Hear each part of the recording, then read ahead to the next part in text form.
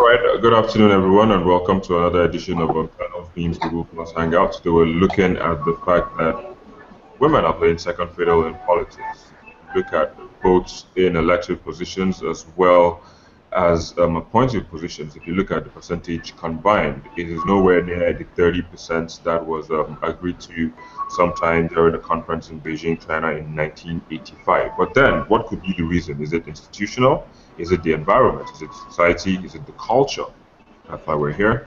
That's what we're trying to find out. Blossom, I'll start with you. What could you think could be responsible for these um, low percentage of women in political offices, both appointed and selective? Okay, this is actually a very, it's more or less an overflopped conversation, but you cannot quickly divorce this trend from the patriarchy situation we have, not just in Africa, not just in Nigeria, but more or less all over the world. So most people see women as, the weaker sex. They're supposed to be seen and not really heard. And unfortunately, some women had also, been able to tell themselves that this is the reality on ground and there's really nothing that we can do about it. So that's why you see a lot of women not really endeavoring or doing all that is within permissibly within their power, to come out there, especially in elective positions. In appointments, it's quite it's a bit better, with the affirmative action that several nations in the world have signed up to. So it's getting better, but in terms of elective positions, but then it's also not very great, to just lay the blame the doorsteps of men.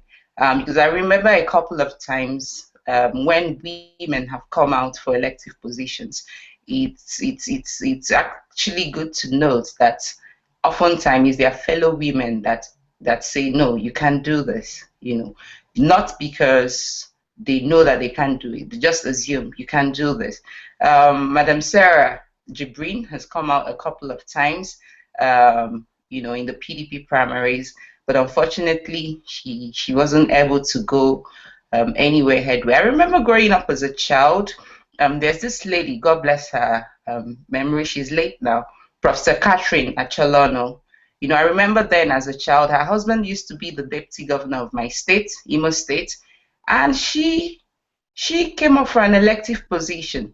I don't know if it's SDP or NRC. I can't get the facts right now, but she got the forms to contest to be the president of Nigeria. And I remember my mom telling me then that, not telling me, with a group of friends, they were talking about this, and they are like, can you imagine? Her husband is a deputy governor, and she's aiming for something as high as a president. That means she's not a respectful wife, And my mom is learned, and she can still think this way. Then I don't think we should blame the men so much. Yes, patriarchy is part of the problem, but majority of the problem would still lie at women themselves being able to accept the fact that their fellow women can actually aim high, and not just aim high, but also get their support and their mandate. All right. That's well, that's sad where we are, and that's sad that women actually think, just like you said. I mean, but he said that orientation needs to change. But let me just hear from you. What do you think? I mean, you just heard Blossom. She made some points, but what do you think about this? Your mic is on mute. Don't forget. I'll agree with Blossom. She has said some of the things that I wanted to say. And I think the society in general, we're talking about Nigeria, we're talking about Africa. We've always had this mentality that women are the weaker vessel, and that their place, the place of the woman is in the kitchen or is at home. Our role is to take care of the kids and all that. I think that is changing now, and women are, attempting to come to get political appointments or vying for political, positions and all that. And you know, if we come out of if we leave the mindset of women, the role of women being in the house, women, we can, like we're seeing today, Abike Dabiri started from NTA as a career as a journalist, or and she's a better politician today, and our role in politics cannot be overemphasized. We have Omobola Johnson, who is the Minister of Communication Technology. She's not a politician per se; she's a political appointee, and she's doing really well in the communication and technology industry. So if we give more women if we don't intimidate them to be like, oh, you guys, your role is in the house, take care of the kids, make babies and all that, we'll see that more women will come out to do. So let's look at, for example, it's just like saying comparing women in the career, women in technology, women in business and all that. You see that most of these people are doing great in their chosen career. So why don't we just give them the opportunity and encourage them to come into politics so that they can affect more people and impact more lives, as it were. All right, now that you even mentioned, I mean, some women in government, Blossom, how would you rate the performance of women, at this moment in government, both, I mean, on both sides, be it political appointment or elected? Okay, that's beautiful. It will be easier if we can rate performance on a case by case, merit. Basis, yeah. We can't just blanket all of them and say, okay, women have scored 80% and all that. On a general note, I believe that this particular administration, has to a large extent being focused and honest about trying to embrace the affirmative action for women. For the first time, we have quite a lot of women as political appointees in several government establishments. And if I'm to quickly point some of them out, the ones that I believe that have actually done credibly enough to represent women as a whole. We have the coordinating minister of the economy, the minister for finance, Ngozi Okonjo-Iweala. He's been there, and yes, there's quite a dip in the present economy as regards our nation. You can't take that away from us being a mono economy nation, with the dip in crude prices. But she's come up with quite a lot of policies, which I believe if attention was really given, and it would have actually yielded quite a whole lot of results. I saw someone arguing yesterday that ahead of the 2015 elections, that it would still be good for her to retain that portfolio, no matter who wins or who loses out at the polls. And also, we have Omobola Johnson. She's done quite a lot in communication technology. One thing I should point out about her portfolio is there's this joke that NCC actually has more budgets than the Ministry of Communication, which is true. But despite that, she's been able to attract a lot of innovative development within that sector. And then in the petroleum industry, we have the Honorable Minister for Petroleum Resources. Even globally, she's been able to make a name, not just for herself, but the country at large, being the first female OPEC president. And then recently, there's some other portfolios she also got attached to what she's currently doing. So these are women that they were able to get that opportunity, and they've been able to milk it, so to say, to a large extent. In terms of elective positions, I can easily, come up with Abike Dabiri is there. She used to head the diaspora committee. I don't know if she's still the head as at now, and I didn't follow much of what she's been able to do. But then, being a woman in the House of Representatives, and of course, you know there are a lot of men in that fold, and she's able to, you know, get hold of that particular position. So, if research is made, then I believe that we can as well see some of the good things she was able to do, courtesy of that particular portfolio she had. In I don't know, probably in the private sector, there are a lot of women doing amazing things that we might not necessarily get to know of and hear about, because unlike politics is like once you're out there, you've put out yourself to scrutiny, allowing people to delve into both your personal life and your public life as well. So those are some of the women I can easily mention, and everybody knows. And then it's also getting there's a recent trend that I've been following, and it's been quite soul lifting. Several gubernatorial candidates, as at today, have been able to realize that it's not just about the men this time. So several Guba candidates alongside them have females, women as their running mates. So which is also something to be great about. So that means we are making headway as regards that. There's also a female presidential candidate, Professor Remi Sonaya. I was having a conversation with someone the other day, and the person was like, okay, finally, we've all been screaming women should be given the space and to do their thing and get elected. So finally, we have a woman as a presidential candidate, and from statistics, there are more women than men in the world and probably in Nigeria. So if we're supposed to do a blanket sweeping statement, we can as well say there are more women with PVCs in Nigeria than men. Don't quote me. I'm not being figurative there.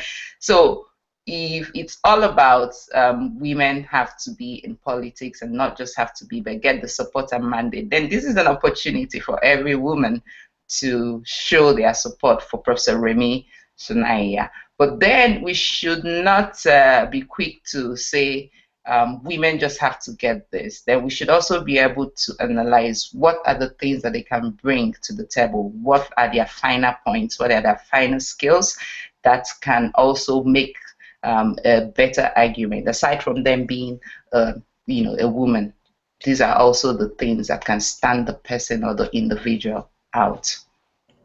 Okay. Let me come to you. If you look at, I mean, the importance or the role of women in social change, or let's say politics, now was demonstrated in 1929. Talking about the About Women protests. I mean, we haven't seen anything close to that since then. What has happened? What has changed? Is it that women are no more as daring as they were back then, or could there just be a clamp down in their ability to come out and protest and agitate for what they want?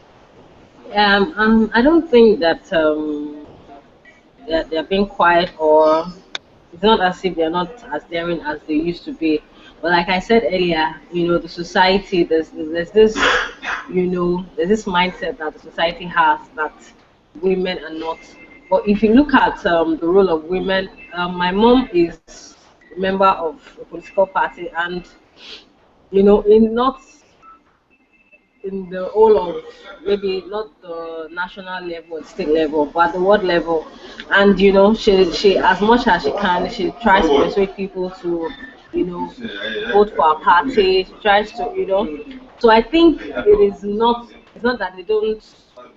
So you can come to a conclusion that women are not involved in politics or in social change because they don't come out to protest like it was in the days of old. But we need to also, take a very good look at what they are doing in their immediate environment, how they are, changing things, affecting people. talking to people one on one or as a very few group of people. So I just think just like we always advise that politics should start from the grassroots. I think women are much more involved in politics in their immediate environment, in their ward, in their polling, area or wherever. So it doesn't have to be national like that, but in their little communities and in their environments. I think, not just my mom, but I know of other women who are actively involved in social change, who are actively involved in politics, and taking care of people and enlightening and encouraging and educating people around them to be involved in things that has to do with the Nigerian environment. Okay, so how would you say the political parties have even contributed in helping women to be part and parcel or to even present themselves for political office? Yeah, I think we should give credit to APC, then ACN, when they used to be ACN. I think they started the trend of having women as deputy governors. Prior to I think, was it Lagos State? Prior to Lagos State, starting that, all political offices, all governors, deputy governors used to be predominantly men. I think Lagos State started that trend with what's her name? I think what's her name now? Something Bucknor or so, the former deputy governor of Lagos State. And that trend has been with Sarah Shoson, and then the current Lagos deputy governor, and then we look at Ekiti State, then Osun State, and all that. So, and now the current, I'm sure the incoming deputy governor of Ogun State is going to be a lady if APC wins, which they obviously will. And then we have is it Nasarawa or there's it Taraba State? APC has the in history. I think she's the first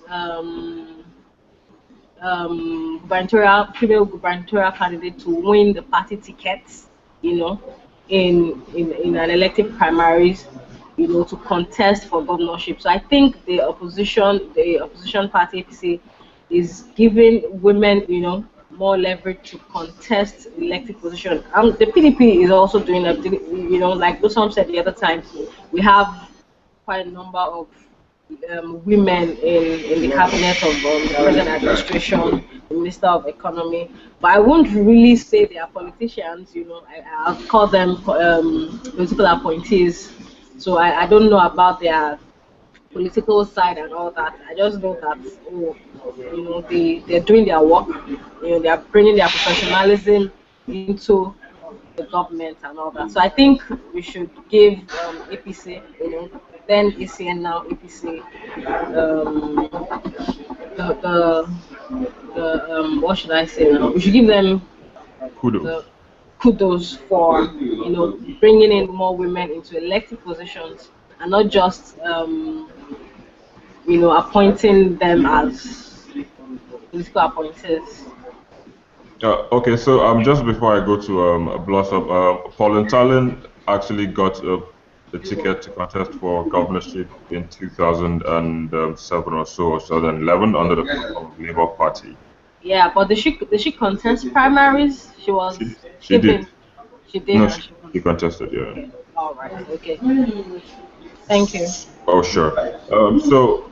Blossom, let me come to you now. It seems to be, I mean, apart from just these two ladies that we made mention of, Paul Talon and the lady in Taraba, seems to be that women are only seen as good enough for the position of deputy governor. Do you see that changing in the very near future? I'm sure, but we've had a female governor in Nigeria. Yeah, Dave Virginia Etiaba. Yes, that was in, although it was for a short period, November 2006 to February 2007, but that's still a first. And it's always going to be in history that she was the first ever female governor in Nigeria history. Going forward, I don't think there will be much of a change in what we have now. Probably at the legislative level, there's been quite a whole lot of improvement in the women representation. But in the executive, um, sadly enough, we don't have a huge, sophisticated political process that might easily see the women come up. But then it's still very unfortunate that we are in an era of godfatherism. We can't pretend that that does not exist. So most women that you might see, especially at the state level, coming off of Cuba, will most likely still be okay. Some godfather somewhere has decided to anoint this particular person and then get the support of all the men. But left to the crop of men that I see in our political terrain, I don't think that they have grown to the level of telling themselves that it does not matter. We can be the running mate and allow the woman to be the flag bearer.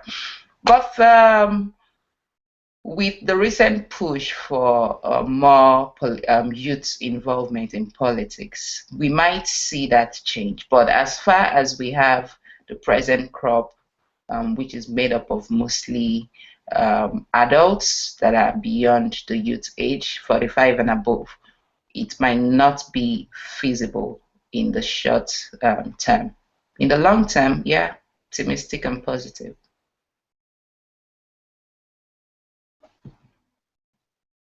Let's see how soon that will happen. But before we continue, Naomi Lucas, you just joined us. If you can hear me, Naomi Lucas. Okay, I guess we'll just move forward and then come back to her when we can finally hear her. Let me come back to you. I mean, do you see this trend ending anytime soon? Yeah, I see it ending soon. Just like if we look at how the electioneering went in 2011, we had less youth interest in the electioneering process, but now everyone is concerned. Everyone wants to be part of it. Everyone wants to have a say. Everyone wants to be part of everyone wants to campaign for their candidate, regardless of it being a man or a woman. So there's this unionism um, now, in the electioneering process, and I think women are now more involved.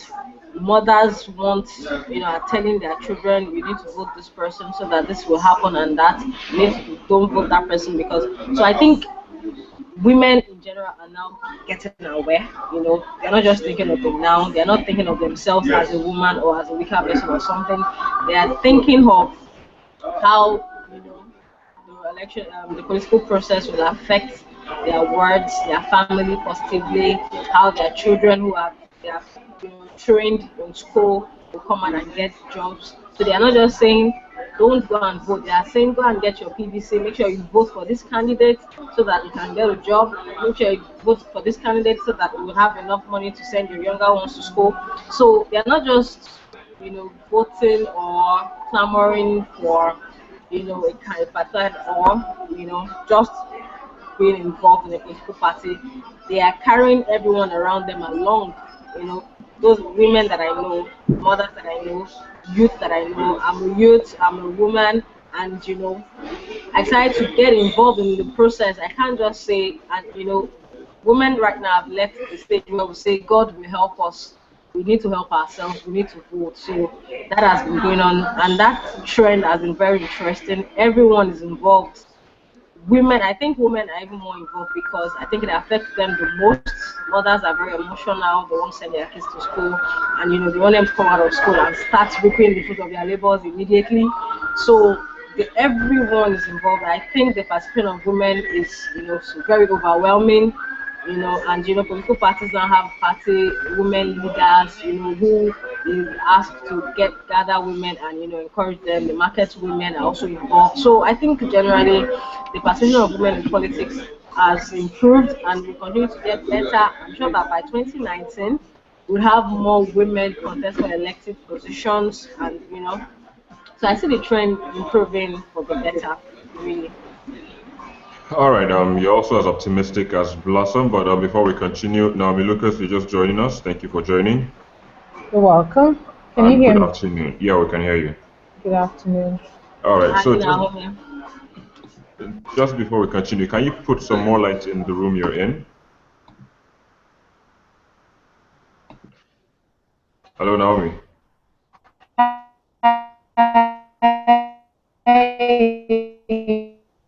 Hi. Can you hear me? Okay, I can hear you now. Is it better? Oh, you're frozen. So Oh, sorry. okay, you're better now. Okay. Yeah. All right. So let me just keep you up to speed. We started this hangout and we've been looking at the role of women in politics. Of course, we're thinking they're playing second fiddle. We're trying to find Mm, out why they're playing second fiddle to the men. I mean, in a mm, society where equality is being preached. So we've mm. looked at that. I mean, so I don't know what your take is about that. Lami told us hers. Blossom also did tell us hers. So, what will be your take? Why do you think women are playing second fiddle? Because if you look at the fact that we have very few women in the Federal House of Representatives, few in the Senate, you look at the number of women appointed as ministers or heads of federal parastatals. If you look at how many women are governors, how many women are speakers of the State House of Assemblies, I mean, if you look at it, the number is very low compared to men. What do you think could be responsible for this trend?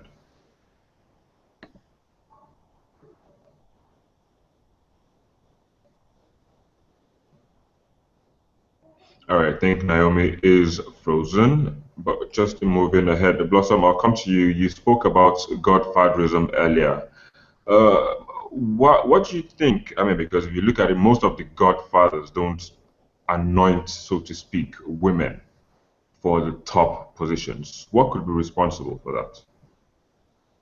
It's more of business common sense and investment, common sense. If a godfather hypothetically has all this money to invest in a political candidate, um, beyond investing these funds as well, the person would also want a return on investment, and return on investment would be closely related to acceptability of that particular candidate.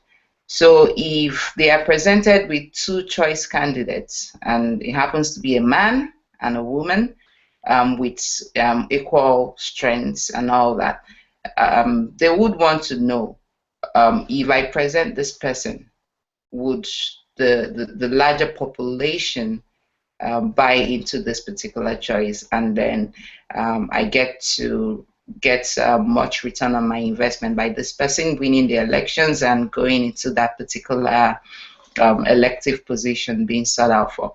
So I believe it's more of a situation where they would want to get the buy-in of everyone, including men and women. And it's a very easy decision for them to make. But then we've seen situations where things turn out a bit different.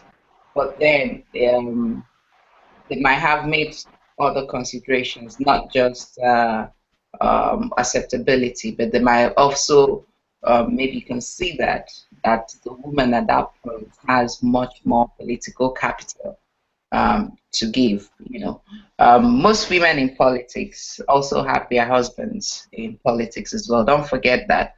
So if it's possible for them to get a higher political capital, not just from the strength of the woman, but also from the strength of her husband, then it makes the choice a bit easier for them to run with.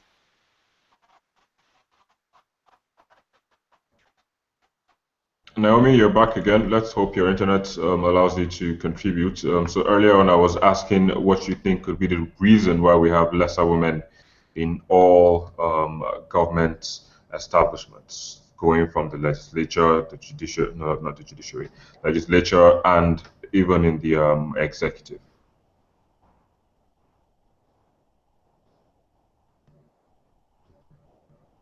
Oh, there you go again. Internet is not being friendly with Naomi at this moment, but I'm surprised. I will just move forward again. Lami, you're also in Lagos, so I think you guys are on different ISPs, so to speak. Yeah, Cause yeah. exactly. So, but if you look at the whole trend now, the way things are going, you have more women, so to speak, also now coming up and saying we want to do this for politicians. Do you think they will still remain relevant if they still continue to say mop up to these politicians and not come out for themselves? Okay, let me just quickly say this. I think before women come out for elected positions, you should be very good at what you're doing. Maybe you should, try to make impact within your immediate society, and then maybe it's from your ward to your local community to your street to your environment, and you're going to do things there, and maybe your career too. So for women to now come out and say, "Oh, I wasn't appointed, or I wasn't anointed," if you have already made a name for yourself, I'm not saying make a name by dashing people money, but make a name, make an impact in your environment. When people know you for something, you really don't need to even pay anybody to say, this is the right person, this is the right woman for the job, or this is the right person for the job. So I think we should, as women who want to go into politics in the nearest future, or who are thinking of vying for political offices, should, from the immediate environment, start making people aware of who they are. So you might not even make your intentions known, but just goodwill, could start from as little as paying for jam forms for people in your environment, to start as little as creating jobs, for people around you. So start making an impact, and as time goes on, by the time you have impacted lives that are now impacting lives and impacting lives, there's a trend that goes like that. It won't be hard for any godfather, if there is any, or any political party to adopt such women or such women into their party to say, oh, this person. So there's a proven track record. You understand? There'll be a proven track record, and it's very easy for you to lie on that. So if you look at political appointees in most of the political parties, look at Okonjo Iweala, for example, look at Obi Ezekwesili and all that. Look at Bolaji Johnson. They didn't just come from nowhere. They already, stars wherever they were coming from, and whatever they had or whatever expertise they had at where they were in the private sector is what the government requires them to bring into government to to change governance in whatever department or ministry departments they are being called to head and all that. So women should try to start whatever they want to do from their immediate environment, maybe in their professional career or wherever they want to go. So I think they should begin from there. And if we will begin from there, we won't be having a conversation of not being anointed by a godfather or by a party. Okay, one more time. Naomi is still here. Let's hope her internet is fine. Naomi, if you can hear us.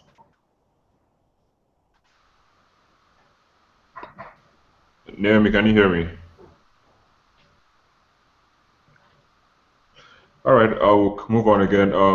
We're actually running out of time. We need to start wrapping up this conversation. So, Blossom, what would be your solution to this social problem, so to speak?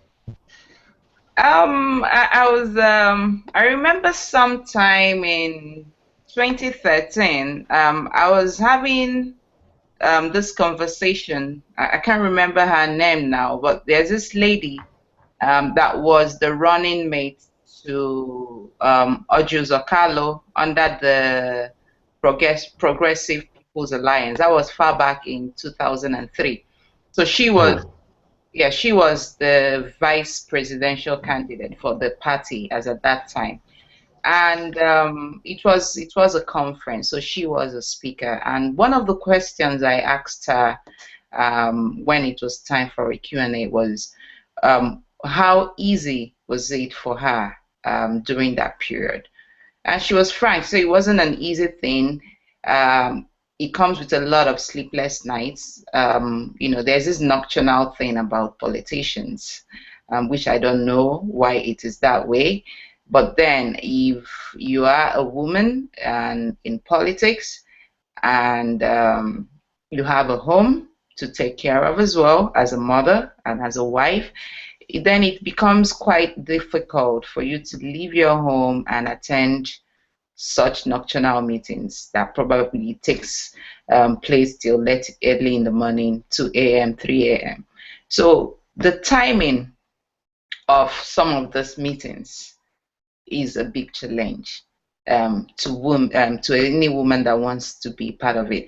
And of course, the condescending nature of men as well, because even though we are trying to extol and we're happy about the fact that a lot of candidates, especially at the state level, have women as their running mates, but then you can still shake away the fact that left to them, they would rather not have it that way. But then they feel that they are doing this women favors by actually allowing them to be running mates. So if we can start with a reorientation process where the men are actually told that you're not doing the woman a favor by clinging on to the supposed affirmative action, that is a step to go. And then secondly, if the timing of meetings are a bit altered to suit everyone, both women and men, that would also go a long way. But then before we get to that stage, every man that is in politics today was once a woman's son. Yes, they are still they still have mothers.